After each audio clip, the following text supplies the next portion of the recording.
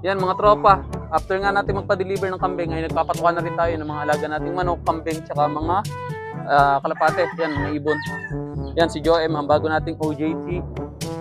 Napakasipag na bata mga tropa, ay tinuturuan ko nga dito sa ating munting backyard farm na magpakain nga ng mga alaga natin dito. Para pag busy tayo, siya na lang ang magpapakain. Yan, no? So dito nga napansin natin, magaganda umitlog yung mga hen natin. Yung iba kasi nating hen, naka-flat mating doon. Ano? Gumamit tayo ng Egg 1000, tsaka ng mga Bitmin Pro. Ayan, kaya magaganda yung itlog nila. Consistent, mga tropa. Nandito yung iba nating mga kanawayon, ikinross natin sa Yena Blues. Ayan.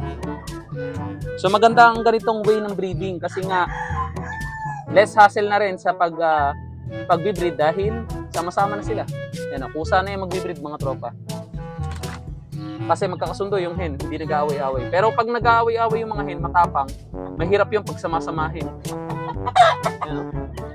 Ito ay Yena Blues, brood stag. Ganda. Yun, yung mga kanawayan white streamer nasa taas. At yan, yung ating spangle hatch na hen. Yan.